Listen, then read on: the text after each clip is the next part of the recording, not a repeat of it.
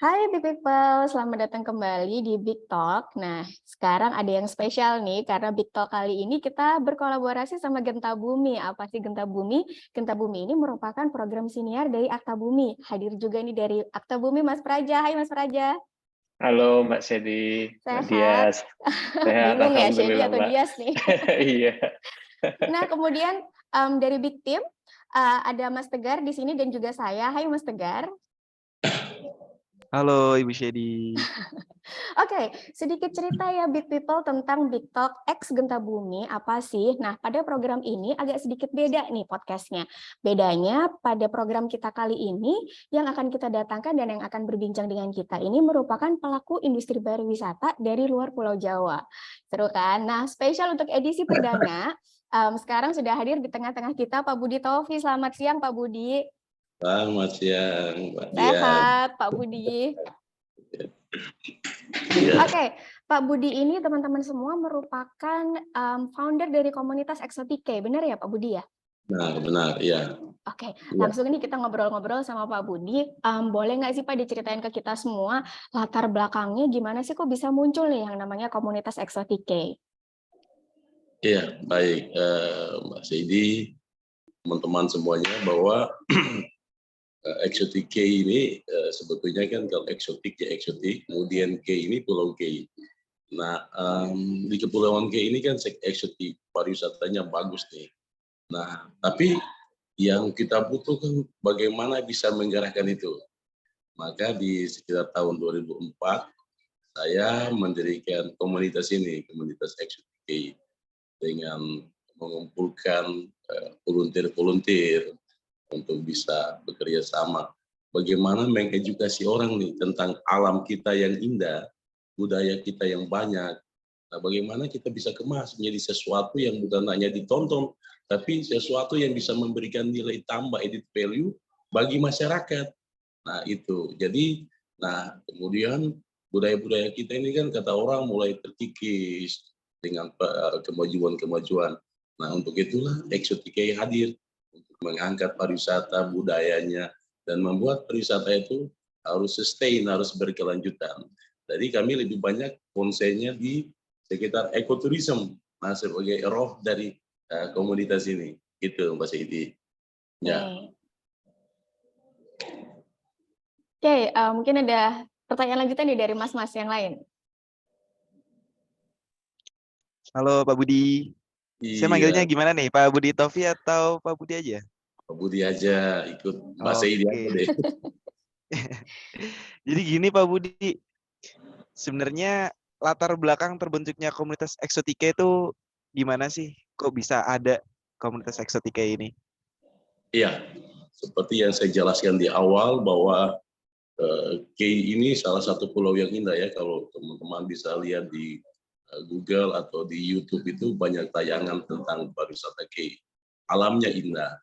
Tetapi untuk itu, untuk itu maka kita kan butuh SDM, sumber daya manusia.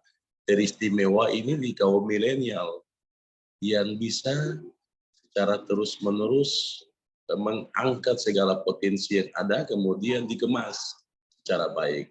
Tapi yang paling penting di situ adalah bagaimana komunitas Exotica hadir untuk bisa menampingi destinasi-destinasi wisata untuk bisa berdaya. Artinya mereka sisi pendampingan, memberikan capacity building kepada masyarakat, mengedukasi masyarakat dan pelaku-pelaku wisata yang ada. Nah, itulah latar belakang dari terbentuknya Exotica sebagai salah satu bentuk komitmen kami untuk mengangkat pariwisata melalui pemberdayaan masyarakat dan penguatan capacity building itu. Itu Mas. Oke. Baik Pak. Oke. Iya. Kayaknya Pak Budi, selamat siang Pak Budi. Selamat siang. Sehat Pak. Iya Pak. Ya. Mohon maaf Pak, ini oleh Ibu moderator diminta untuk giliran saya Pak tanya. Oke Pak Budi. Jadi sebenarnya saya juga penasaran Pak. ketika ada komunitas Exotica ini, dan tadi Pak Budi juga sudah menjelaskan bagaimana sebenarnya deskripsi singkat tentang pariwisata di Pulau K gitu Pak ya. Kira-kira Pak Budi ini ada ekspektasi khusus nggak Pak untuk pariwisata di Pulau K Pak? Baik, tentunya kita semua punya ekspektasi yang baik ya terhadap daerah-daerah yang kita kembangkan. Gini, tahap awal Exotica itu hadir untuk membantu mengangkat, mendampingi masyarakat teristimewa yang ada di destinasi wisata. Selanjutnya mempromosikan secara luas. Kalau saya bilang kelas balik, di tahun 2004 ketika itu pada saat itu kan kita masih ada pada era offline ya, era offline, belum ada digital yang kayak sekarang. Nah, tapi kemudian dari Exotica ini mencoba mengangkat melalui tulisan-tulisan. Kami bekerja sama dengan media-media luar yang sifatnya offline. Dan kemudian perlahan-lahan komunitas Exotica mulai masuk pada pendekatan dengan desa wisata. Ya, beberapa tahun ini kan desa wisata ini lagi-lagi marak ya. Betul. Salah satu wujud keberhasilan kami ingin, yang paling diinginkan itu adalah bahwa Exotica ini harus mampu mendampingi dan mengangkat nama dan citra pariwisata K harus lebih baik dan secara luas. Salah satu hasil yang pencapaian yang cukup luar biasa adalah di tahun 2021 ketika Kementerian Pariwisata mengadakan Lomba Anugerah Desa Wisata tahun 2021 ya. Mas pernah dengar Anugerah Desa Wisata yang tahun ini lagi dicudurkan lagi. ADW itu ya Pak ya? Ya, ADW. Hasil pendampingan dari Exotica itu, nah salah satu desa wisata namanya Desa Wisata Nyelngov. Desa wisata apa Pak? Sorry. Wisata Nyelngov. Ya, itu menjadi juara 1 pada klasifikasi desa wisata maju. Gitu. Jadi juara 1 pada ADWI pertama dengan klasifikasi desa wisata maju. Begitu. Nah, desa wisata maju ini tentunya pesaingnya banyak dong. Kalau bicara tentang maju kan saingan terberat kita kan pasti yang dari wilayah Jawa dan Bali ya. Tapi itu bisa dikalahkan berkat dari kolaborasi antara anak-anak Exotica dengan pengelola desa wisatanya. Dan pencapaian terakhir itu Exotica ini mengantarkan desa wisata Nyelngov ini kemarin masuk pada, kalau teman-teman ikuti perkembangan yang anugerah tingkat Asia Tenggara kemarin, desa wisata Nyelngov itu salah satu dari 3 desa wisata di Indonesia yang masuk pada kategori Asia Tenggara. Nah, berikut pula dari pengembangan event, desa wisata komunitas Exotica mengantarkan kalender, kalau pernah dengar Festival Pesona Metikei. Nah, komunitas ini mengantarkan Festival Pesona Metikei masuk pada kalender event nasional yang alhamdulillah sudah masuk, sudah 3 kali berturut-turut masuk. Nah, ini karya dari teman-teman Exotica. Ekspektasi kami melalui gerakan anak-anak muda ini bisa memberikan contoh bagi kaum milenial yang lain bahwa kita harus bisa memanfaatkan sebaik mungkin potensi-potensi pariwisata kita, bukan hanya untuk terkenal, tapi pada akhirnya bisa memberikan kontribusi positif dalam pembangunan dari istimewa kesejahteraan dan lapangan pekerjaan bagi kaum milenial. Gitu, Mas. Oke, terima kasih Pak Budi.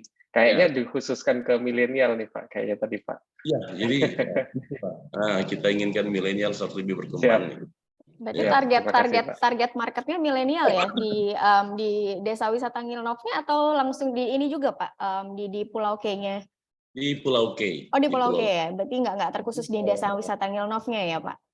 Iya, jadi Exotica itu punya pendampingan itu ada 25 desa wisata, 25 desa wisata di di Kepulauan K itu ada 25 desa wisata. Termasuk ada beberapa desa wisata yang di Maluku. Bahkan Exotica ini kalau disebutkan di Kementerian Desa, nah ini tentunya sudah jadi mitra ya, mitra dengan Kementerian Desa. Kami juga bekerja sama, komunitas Exotica bekerja dengan kalau nanti bisa teman-teman lihat ada K-Venter, ada komunitas namanya K-Venter, lalu dengan Autorin. Pernah dengar? Aturin, ya aturin. Desa Permadi. Nah, kalau ketika ngomong dengan Desa Permadi, menyebut Exotique, ya udah itu nggak asing karena sudah jadi bermitra. Nah, itu, ya, gitu. Keren Pak. Ya. Lanjut Pak, tadi Bapak bilang targetnya untuk milenial kan ya, terutama. Dan ada yang mau saya tanyain, kalau misalnya menurut Bapak sendiri, kegiatan apa sih yang menurut Bapak nih paling inovatif dan kreatif selama berjalannya komunitas Exotica ini, Pak? Pertama gini, teman-teman. Ya. Era milenial ini, semua orang bicara tentang digitalisasi, ya kan? Tapi digitalisasi harus dibicarakan secara tuntas. Nah, maka kaum milenial, anak-anak ini, dengan kemampuan latar belakang mereka yang rata-rata melek digital, mereka mampu mendampingi, kebetulan dari dibentuk 25 desa wisata, kemudian ada 22 Pokdarwis. Ya, kalau teman-teman sudah mengenal Pokdarwis, nah itu, disentuhlah dari situ. Jadi Pokdarwis ini kelompok wisata yang dimana kebanyakan adalah anak-anak muda. Maka komunitas Exotique menggandeng K-Venter bersama dengan Autorin, ini kami menjadi volunteer untuk mendampingi anak-anak. Jadi misalnya mereka mau mempromosikan destinasi wisata nih, oh ternyata sentuhan digitalnya kayak begini, kemasannya, packagingnya harus bagaimana, nah teknik marketingnya bagaimana. Nah ini lambat laun ketika ini didampingi secara baik, akhirnya ya sampai saat ini bisa berkembang. Jadi memang sasaran utama kita untuk pendampingan adalah di kaum milenial, tetapi juga ada di ibu-ibu yang ada di desa-desa wisata dan destinasi wisata. Karena salah satu penggerak kita, kekuatan kita di pariwisata, teristimewa di desa wisata adalah ibu-ibu selain dari milenial tadi. Kalau ibu-ibunya sudah bersemangat, ya apapun yang kita kerjakan itu pasti didukung penuh. Nah itu. Nah seterusnya itu Mbak Sedi tahu, kita di pariwisata itu di saat tahun 2020 ya, saat 2020 itu kemarin, kan banyak daerah itu yang kolaps untuk pariwisatanya. Tetapi di tahun 2020 itu, komunitas Exotica itu tancap gas. Kami mendampingi, walaupun melalui Zoom, kami mendampingi untuk pelatihan tata kelolanya. Jadi permasalahan-permasalahan di destinasi itu adalah soal tata kelola, termasuk bagaimana mengemas organisasi untuk mengelola destinasi wisata atau desa wisata. Nah ini menjadi tugas dan komitmen dari komunitas Exotica sampai saat ini. Ya. Oke, keren Pak Budi kayaknya. Partnernya banyak, terus kemudian yang digerakkan juga banyak, ibu-ibu juga Pak. Tapi saya sepakat sih Pak, kalau ibu-ibunya sudah semangat, memang semuanya akan lebih kenceng gitu Pak ini jalan. Jadi kayak ibu-ibu motor penggerak ya Mas Praja ya. Betul. Itu jujur betul sih. Iya, betul. Oke, Pak Budi, saya ini jadi penasaran Pak. Kira-kira dengan semua yang sudah dijelaskan sama Pak Budi tadi itu, dampak apa sih Pak yang paling terasa Pak dengan adanya komunitas Exotica ini Pak di Pulau K? Nah, dampak yang paling dirasakan itu adalah pertama, komunitas Exotica, teman-teman Exotica ini mampu mengencourage, jadi mendorong itu untuk komunitas-komunitas lainnya. Nah, jadi kalau di beberapa tempat itu komunitas ini kan ada semacam kompetisi ya, kompetisi. Oh ya, oke, paham Pak. Pikiran SPK, kebetulan saya sebagai foundernya, lalu di co-foundernya kan putri saya dan teman-teman itu mereka mampu itu mengumpulkan komunitas-komunitas yang berbeda. Jadi di saat tertentu misalnya pada saat kegiatan seperti event besar, festival pesona Mentike yang besar yang skala nasional. Nah itu yang banyak terlibat ini komunitas-komunitas yang didirect oleh nanti bekerja sama dengan dinas pariwisata. Kita bagi habis, misalnya yang kegiatan ekraf, komunitas apa yang digerakkan oleh PIC-nya siapa, kemudian ada tarian, PIC-nya siapa, ada pentas dan semua terdistribusi habis. Maka manfaatnya adalah itu tadi, karena teman-teman itu bisa mendorong rekan-rekan komunitas yang lain secara baik, akhirnya manfaatnya bisa diterima secara luas. Nah itu. Jadi bukan hanya di Pulau.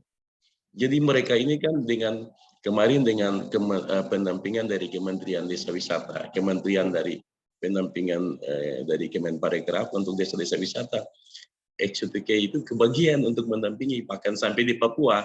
Itu. Oke, mantap, mantap. Keren. Keren ini Pak. Jadi memotivasi juga ya Pak, memotivasi akhirnya itu dengan motivasi itu akhirnya semuanya itu berkolaborasi, nggak ada ego masing-masing kayak gitu Pak. Nggak ada ego, iya. Oke, dan tentu ini juga didukung sama prestasinya yang tadi sudah didapatkan itu tadi Pak ya. Iya, salah satu dari 3 desa wisata di Asia Tenggara loh Pak ya. Betul, Asia Tenggara. Iya. Mantap itu, ini Pak. Termasuk pencapaian yang luar biasa ya. Oh, luar biasa banget Pak ini. Saya jadi sudah ada gambaran satu dosen tamu nih Mas Praja. Untuk sharing sama mahasiswa-mahasiswa kita Mas. Wah, boleh. Mantap ini Pak. Ini kan mahasiswanya Pak Prof. Azril kan, jadi ilmunya ketularan. Iya. Oke Pak, kita tadi ngomongin hal-hal yang positif semua ya Pak Budi kayaknya. Jadi dengan prestasi, motivasi, terakhir kolaborasi komunitas-komunitas tadi. Tapi Pak, kita juga yakin nih Pak, mendirikan sebuah komunitas dan mengembangkan desa wisata itu nggak mungkin tanpa tantangan Pak. Nggak mungkin tanpa hambatan. Betul. Pak, cerita dikit dong Pak, gimana sulitnya Pak? Iya, jadi gini, ketika awal mula membentuk komunitas ini lalu mulai bergerak ini kan istilahnya masih single fighter ya. Oke, siap. Kendala dengan anggaran untuk menjadi fighter itu ternyata sesuatu yang nggak gampang. Setelah ini persepsi orang, apa sih kepentingan Pak Budi ini untuk mengembangkan, mendirikan komunitas ini? Jangan-jangan ini ada kepentingan politik atau apa nih? Nah, persepsinya di situ. Kemudian dari sisi anggaran, kan banyak desa wisata yang harus kita sentuh, ya kan? Banyak komunitas, banyak anak muda, bahkan ibu-ibu yang harus kita sentuh. Ketika kita dekat dengan ibu-ibu, Pak, kami dapat apa dari sini, Pak? Jadi kan mentalitas instan itu kan masih ada nih kan? Betul, tipikal ya Pak kayaknya. Nah, lalu itulah proses saya bilang, kalau di pariwisata itu kita nggak lagi menjual kacang goreng, ya kan? Kita jual hari ini, ya hari ini bisa laku. Pariwisata itu butuh proses. Dan satu hal yang menjadi kendala cukup besar bahwa kesadaran masyarakat itu yang sangat sulit. Kesadaran itu yang sangat sulit. Nah, yang berikut kalau membangun fisik itu hal yang gampang lah.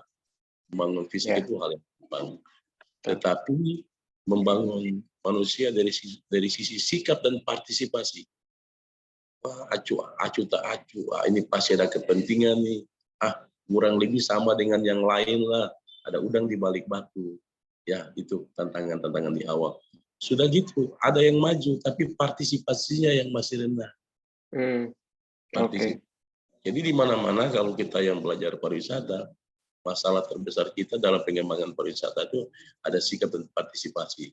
Tapi lambat laun kami tidak, moto kami itu enggak mau banyak bicara, kami mau banyak action. Kami action, bicara kami melalui action.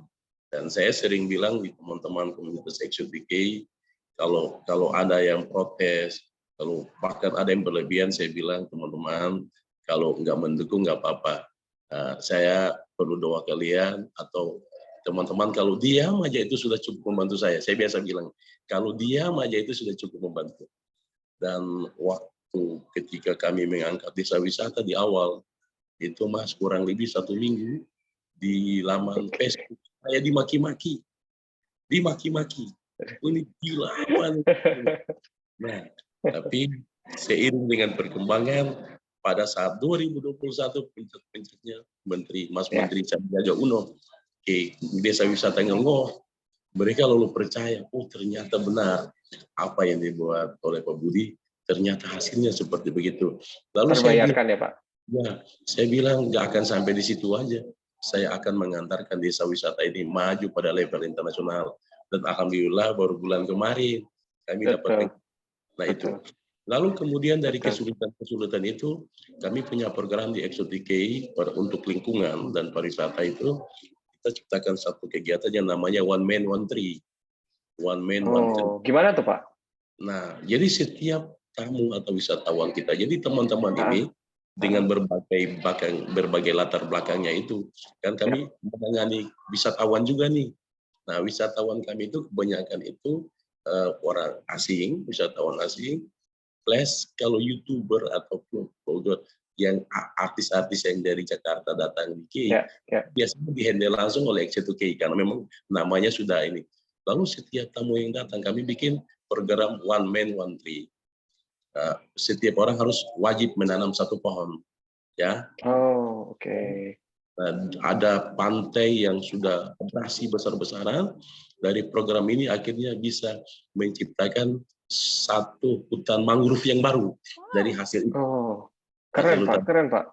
Ya, lalu kemudian ada yang mantan wali kota Rotterdam saat itu ketika berkunjung, saya tawarkan program, alhamdulillah, kemudian beliau bilang, Pak Budi nanti ditunjukin sekolah mana yang bisa membantu kita, dan SPP dan sebagainya kami yang bayarin. Jadi itu beberapa tahun mereka yang bayarin.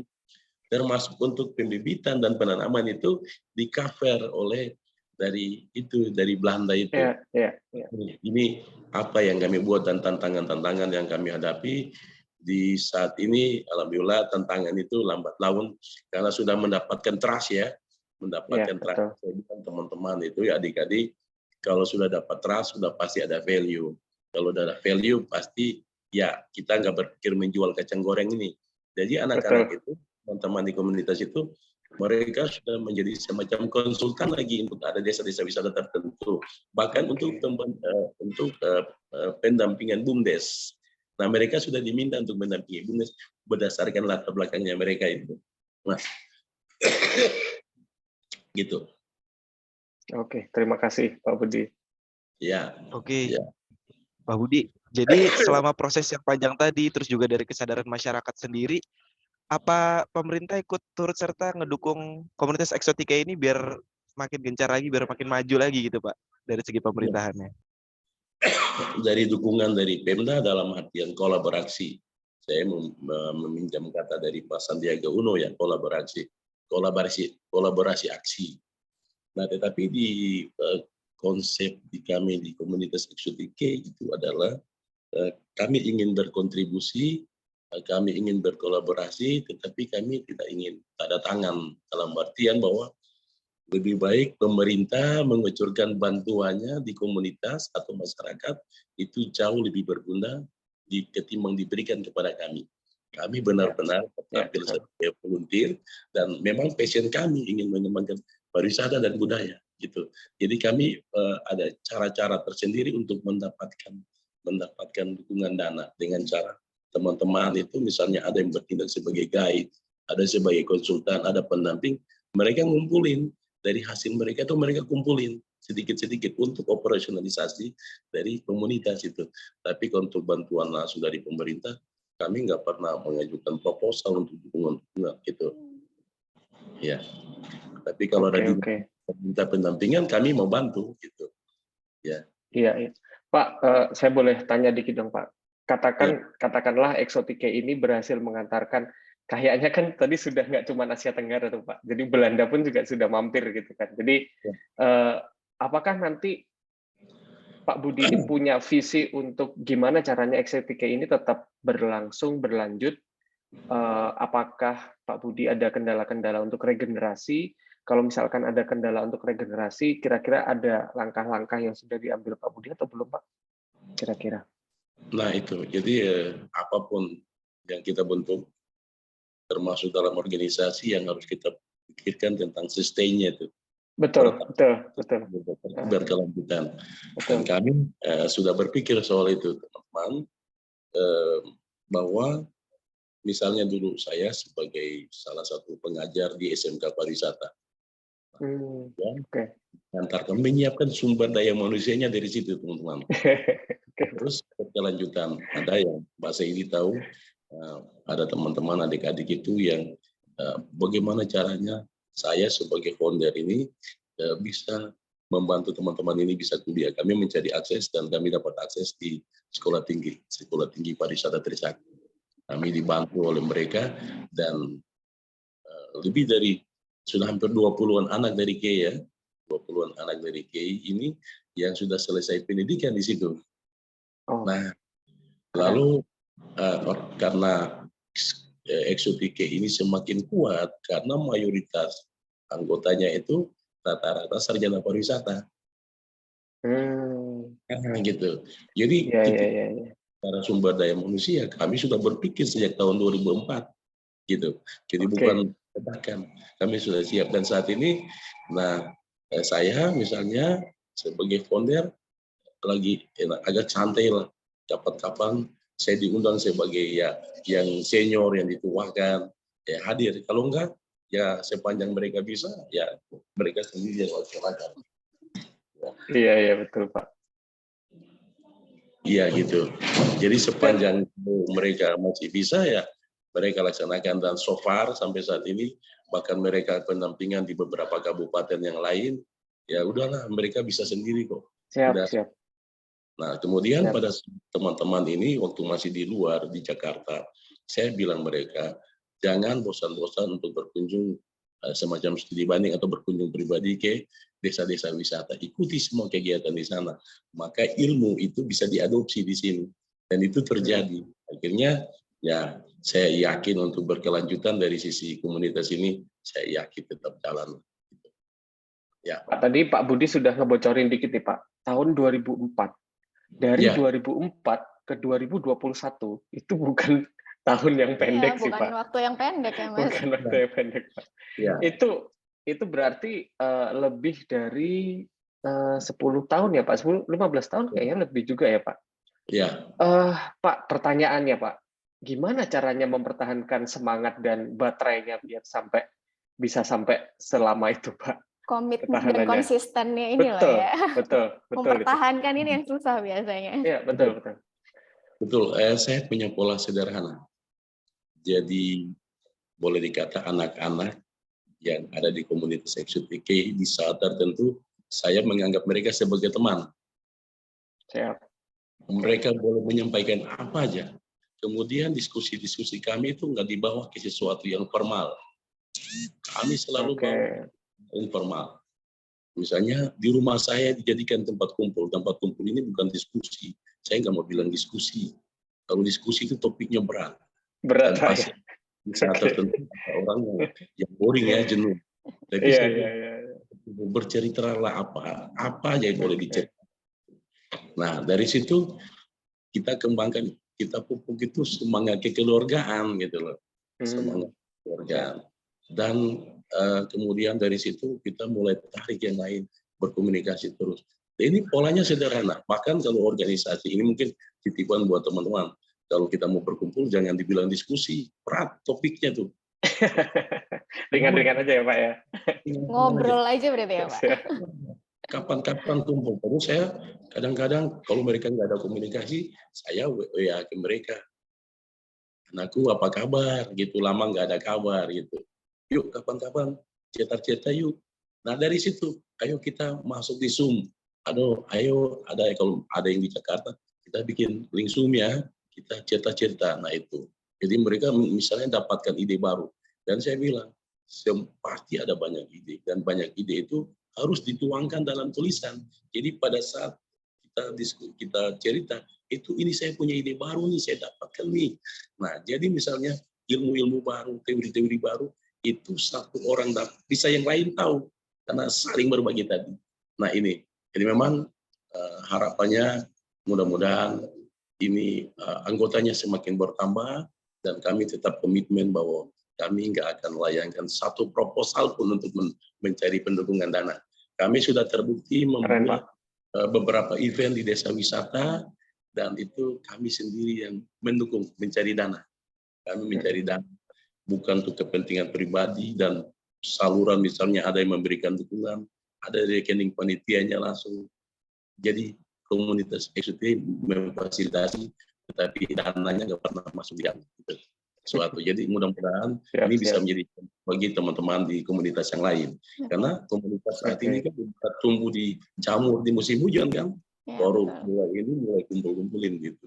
Jadi nah kalau misalnya di Kemenparekraf itu di destinasi dan di deputi event sudah mengenal secara baik selain Kemendes tadi. Nah di deputi ini juga sudah sangat mengenal Exotic K. Jadi menyebut aja mereka sudah gitu karena mampu mendampingi berbagai event di daerah yang salah satunya mengantar Metrikei sudah masuk 3 kali di event nasional gitu. Mantap. Keren Terima banget, kasih Pak Budi. Pak Budi, satu pertanyaan terakhir dari saya nih. Mana tahu nih dari podcast kita pada hari ini, terus ada big people yang mendengarkan dan terus viewersnya dari Genta Bumi dan juga teman-teman yang lain. Kalau misalnya ini dengar ceritanya Pak Budi, kayaknya menarik banget nih kalau datang ke Pulau K gitu ya. Nah, boleh diceritain ke kami semua, Pak, ada daya tarik apa aja sih di Pulau K? Kalau tadi kan sudah disebutin yang ada desa wisata Ngilnov gitu ya. Mungkin boleh diceritain ada apa lagi nih yang lain yang kira-kira bisa dinikmatin sama wisatawan gitu. Kalau diulang saya agak keribut. Ya. Oh, oke. Jadi mungkin nanti calon wisatawan yang pengen datang ke Pulau K, kira-kira bisa menikmati atraksi wisata apa aja sih yang ada di sana gitu. Ya, kalau mau datang di K itu, nah kalau di Indonesia kita punya Wonderful Indonesia ya. Kalau di K itu terkenal dengan keindahan Indonesia. Jadi kalau itu datang di K. Jadi keindahan Indonesia. Dan saya beberapa kali bahkan di tesis saya menulis tentang citra destinasi ya. Nah sampai saat ini citra destinasi di K itu untuk kalangan Amerika dan Eropa itu sangat baik. Jadi silakan datang di K yang tempat yang masyarakatnya ramah tamah, tempatnya indah. Dan ini bukan kata saya sendiri. Banyak artis yang datang ke K semuanya pulang dengan selalu membawa kenangan yang luar biasa gitu Mas Edi. Ya. Oke, keren banget Pak Budi. Saya setuju banget tadi yang disampaikan bahwa apalagi di bisnis pariwisata, di industri pariwisata itu harus ketemu sama moment of truth-nya dulu sampai akhirnya berubah menjadi moment of trust gitu ya Pak. Sekali mereka udah trust sama kita, sustainability-nya bisa kita raih gitu ya. Oke, Pak Budi, terima kasih sekali atas waktunya pada hari ini cerita-cerita tentang Pulau K. Tadi saya sudah catat beberapa poin nih tentang hebatnya desa wisata Ngilnov gitu ya, sampai saya langsung browsing, terus kemudian programnya One Man One Tree sampai akhirnya bisa membentuk satu hutan mangrove ya, keren banget. Semoga bisa menggerakkan anak-anak muda yang lain ya, yang nggak cuma di Pulau Jawa tapi juga anak-anak muda yang di luar Pulau Jawa yang sedang membentuk komunitas dan membangun komunitasnya untuk bisa memberdayakan masyarakat lokal gitu ya. Pak Budi, terima kasih atas waktunya, terima kasih atas kesempatannya, terima kasih atas sharingnya. Jangan bosan-bosan nanti kalau misalnya kita banyak hubungin Pak Budi. Terima kasih. Baik, terima kasih juga untuk Mas Praja dan Mas Tegar, dan terima kasih untuk Big People semua yang sudah mendengarkan siniar kita pada hari ini. Thank you semua, sampai jumpa di waktu selanjutnya. Bye. Bye. Bye-bye.